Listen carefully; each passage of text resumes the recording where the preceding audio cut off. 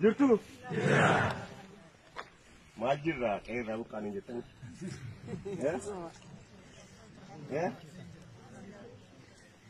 Guyyaa tokko hin jiraattu?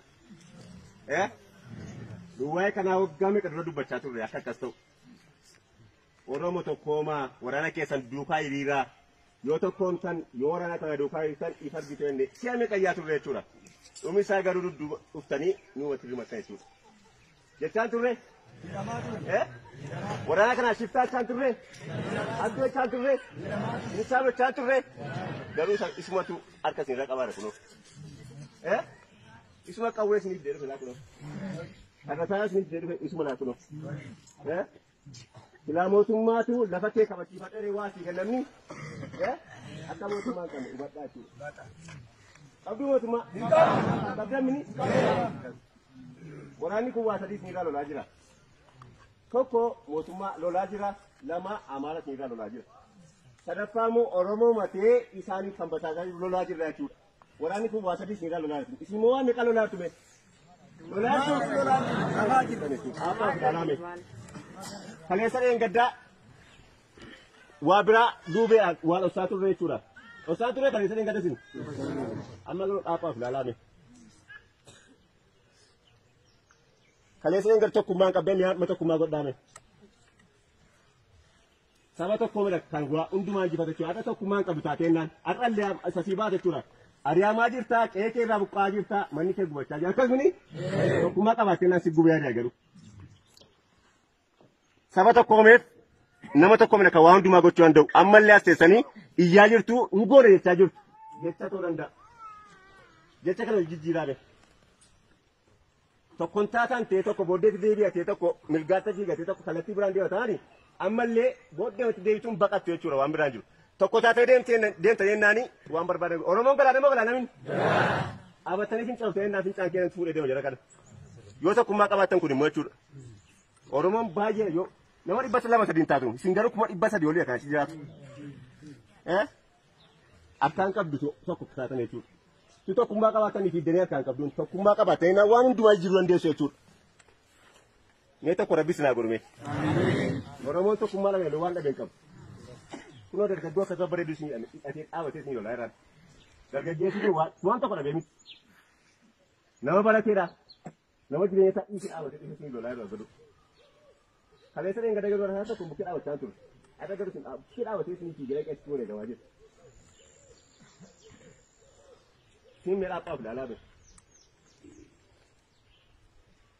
Horii diinaa yoo isin bukkee dhaabatan dhossaa jirtu meen dhossinaa. Diina baluu jedhate amma argaa keessaa yaasa. Yoo isaaniin qulqulleessanii jijjiirama arguu dandeessa jechuudha. Burreen teenaa dara. Diinooti. Nola du. Nola. Nol. Biyya kanatti yoo duute gootummaadha. Qawwee ta'uu qabaatee nan sadii afurii kachuun deessaa. Ni kattu. Ni katta. Manaallee qabda ta'an baasii loli. Sodaatiin. Lolutu ba'a.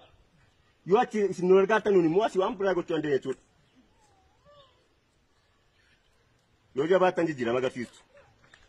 Yoo harka qootee deemtan jijjiirama agarsiistu jechuudha. Hin baqatinaa Oromoon baqachuu hin qabu. Qabdu baqattu. Tokkummaa qabaatee nan baqatu ni jiru. Kan namni akkas ta'aa jiru, kan akkasii gochaa jiru, yeroo hundumaa tokkummaa dhabuudhaan waan biraan jiru jechuudha. Sabni tokko jijjiirama agarsiisu tokko taateetti kan isin nama xiqqoodha. Garuu xiqqeessoo tokkummaa godhate jechuudha. Siillee akkas tokko taatanii ol buqqee dhaabatee naani lakkeetitti fiidanii naas hin baqate jechuudha. Garuu yoo namni qabbitamee fiira. Waan meeqaan ol keesseera kanas taa'immoo yoo odeessa laatu jiraachuu handaaf isaanii maafillee. Hin jiru? Kaasee mootummaa isa sitti argaa jiru rasaasa bitee meeshaa bitee sitti argaa jiruu fi odeessa kan laatu jiraachuu handeessa jechuudha. Si tokkummaa qabaatte garuu hundi isaa sirraa ka'a. Kan kallattii biraan lolaa jirus lolchiisaa jirus Amaara mini beeku. Mootummaadha beekaa quba qabaadha. Mootummaa mini? Mootummaa si lolchiisaa jiran. Tuudhaguma Oromoo akkasi miidhamne barbaade dhufee ofiisaatti buqqisa. Isa jechuudha. Utuu akkasiin duune barbaade isa dhufee buqqisan. Biyya kanatti garuu isaan kabsichiisaa jiru isuma mataasaa jechuudha mootummaadha waan biraa jechuudha. Kanaaf isin kallattii hundumaatiin Amaaraa kallattii isaa takka nu gochi jechuudha. mootummaa ta'u akkasii gochaa jira qofa qabaa dhundi keessa. Kan si ajjeesisaa jiru mootummaa biyya kana bushaan jira cuudhaa. Kan si hariisaa jiru kan mana firatti bilisaa isuma dhaachuudha. Jala duukaa kan lolaa mootummaa argaa irraa. Agaa jirtu. Isaan nama shantama ta'an nama shantama mootummaa duukaa lolaa jiraachuudha. Kan duukaa kan isaa duukaa jiru walakkaan qaama mootummaa irraa qaama irra jiru.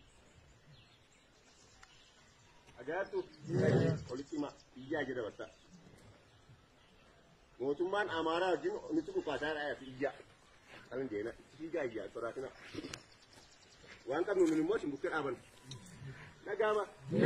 Humna qabnu nuti waan nuti yeroo simbukkee dhaaban jechuudha. Isin jabaadhaa fi socho'aa. Jabaadhaa fi dhaabadhaa dura.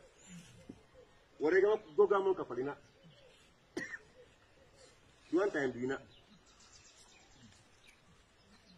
Duddatti gattee duurraa galaatti gattee duurlee filannoo qaba. Bakkachaa duun kee nolaa yoo sitti dhukaasaa ta'e duun kee ergiin ol ta'e ofitti jajjeesiti. Du'a galata qabu. Jabaadha.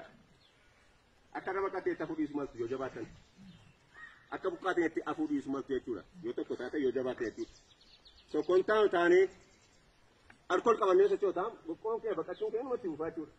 Rabbini kana tokko taana rabbi tokko nu haa godhe dhaame yoo tokkummaa qabaanne kan waan hundumaa harka keetti gashan waraanni kun immoo isiniif dhaabachaa jira isiniif beelaa jira isiniif dheebochaa jira isiniif qullaa deemaa jira jechuudha. Oromoo isin jiraadhaa yeroo jireenya dhabeettan socho'aa jira jechuudha.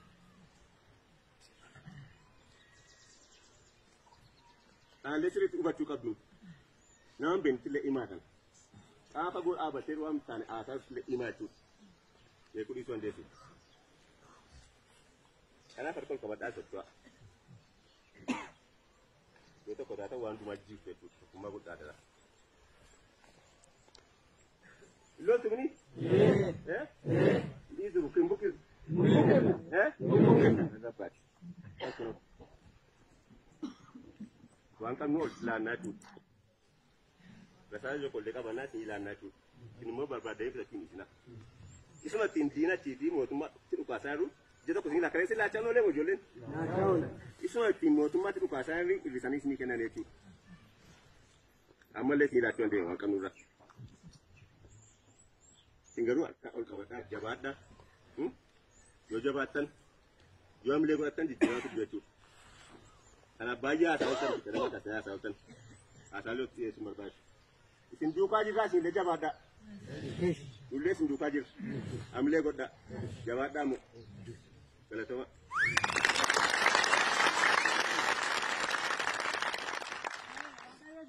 Waamicha isaanis keenyas dhageessanii uummanni kun iddanatti wal ga'uun keessan guddaa galatooma.